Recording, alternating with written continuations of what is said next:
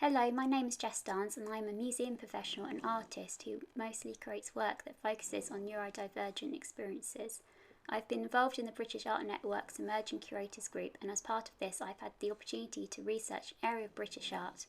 The Emerging Curators group is a supportive forum for the next generation of curators in the UK, enabling peers to come together and share experiences and thinking around creating British art. I've interviewed 5 artists about their creative practice and if neurodiversity should be considered an art movement similar to the disability art movement. Can you tell us your name and about your creative practice? So my name is Sanjay Lago. I am an Indian Scottish dyslexic Gaysian writer and actor. So I trained as an actor and then realised, oh, I can't make a living by just doing this because there's not much Asian art out there and there's not many roles that I could play except for like terrorist, waiter, shopkeeper. So I started writing my own work and I started directing work as well. So I kind of see myself as like an actor theatre maker. The work that I create is like autobiographical, verbatim, semi-autobiographical work.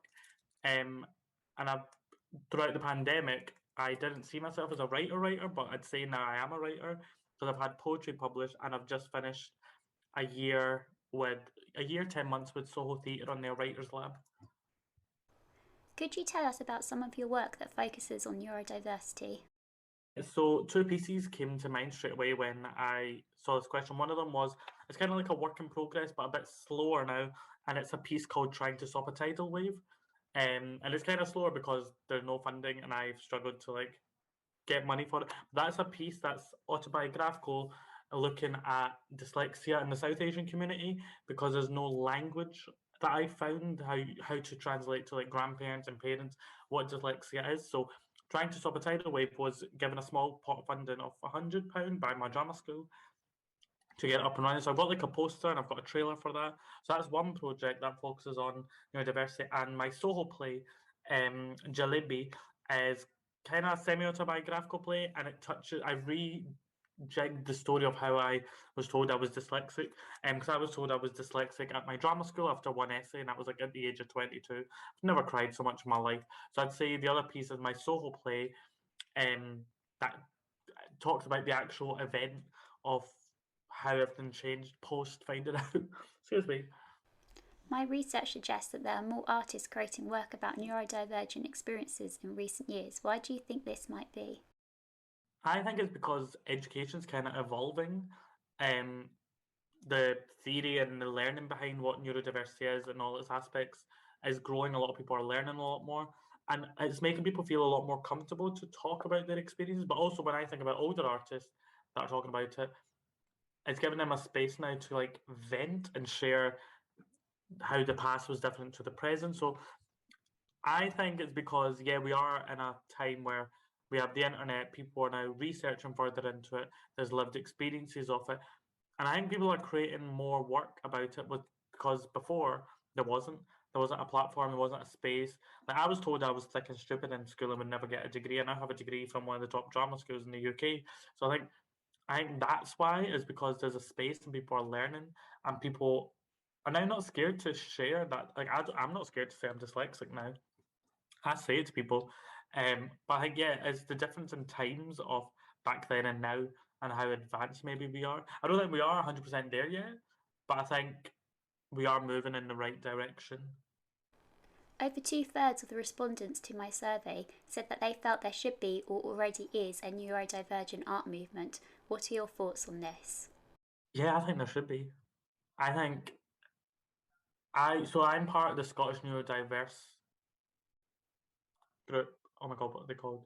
Basically, it's a big group of neurodiverse people in Scotland that I've been a part of. And yeah, it's such a great thing to be a part of because it's people that understand the way your brain works. They don't judge you. They don't treat you like you're a clown or an idiot. And it's people that are willing to support you.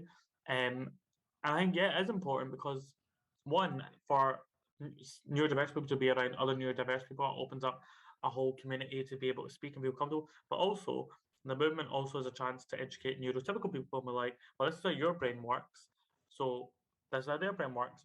Don't think you're special. Don't think they're special. We are all humans. We just work in a different way. And I think that's the two sides of the movement. Is one for us as neurodiverse people to feel comfortable, but also as neurotypical people to educate themselves and listen.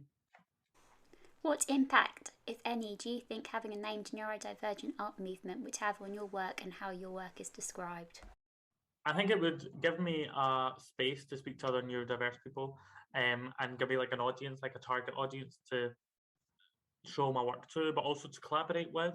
Um, how your work is described.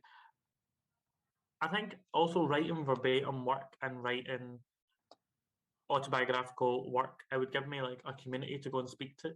I'm just going to read that again. I think the impact it would have is I would just give it more of a weight behind it, that there are people who are interested in this work and people that I can share this with. So, like for example, like R&Ds, I can like say, "Hi, I'm having an R&D for a show that's looking at dyslexia in South Asian communities. Would you be up for coming to see it?" And I think it is just about community. Really, it builds a community between artists. What one change would have the biggest impact on neurodivergent artists? Oh, this is a hard question. The one change. I think I would like to see people in charge of theatre companies and theatre buildings doing their research and educating themselves and making their buildings and spaces more welcome for neurodiverse people and understanding that we don't all function the same way. I think that is the one change that could have the biggest impact is people in those positions of power educating themselves that would then make the spaces more safer and comfortable for us. I think another reason why a neurodiverse movement would be really important is not only just educating within the arts, but also within communities. So, like coming from a South Asian community where there's like a lack of understanding, education about what dyslexia and neurodiversity is, I think it's also a chance to educate communities that may not know much about it. And I think art is a really powerful way to educate people. So one of my jobs that I'm starting is like with a kids theatre company, and we're going to be working through art with a group of refugee children. And I think through the art, they will learn. And I think art is a really strong way to learn. So having a neurodiverse movement would really educate other communities that aren't within an arts context. That's my point.